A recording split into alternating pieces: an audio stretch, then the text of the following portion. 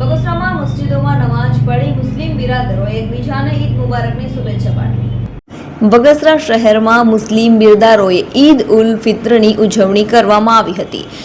બગસરા શહેરમાં ઈદના અવસરે મુસ્લિમ સમુદાયમાં ખુશીની લહેર છવાઈ હતી। ઈદગાહ સહિત મસ્જિદોમાં નમાજ પઢીને મુસ્લિમ બિરદારોએ એકબીજાને ઈદ મુબારક કહી શુભેચ્છાઓ પાઠવી હતી। શાંતિમય માહોલ સાથે ઈદ ઉજવણી કરવામાં આવી હતી। अस्सलामुअलैकुम। आज रोज मदरसा आयशा आरंभवाड़ बगसरा खाते दरेक मुस्लिम बिरादरोए ईद उल फित्रनी नमाज છે અદા કરી છે।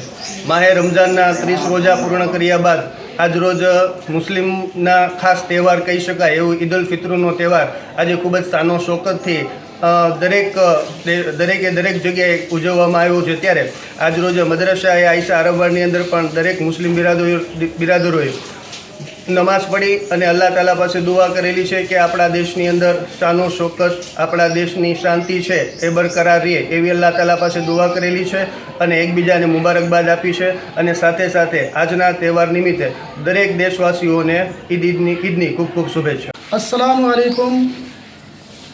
आज बगसरा तालुका ज़िला अमरेली मस्जिद आयशा में ईद उल फित्र की नमाज़ अदा की गई है और पूरे रमज़ान शान व शौकत के साथ मनाया गया है और ईद भी आज शान व शौकत के साथ मनाया गया है।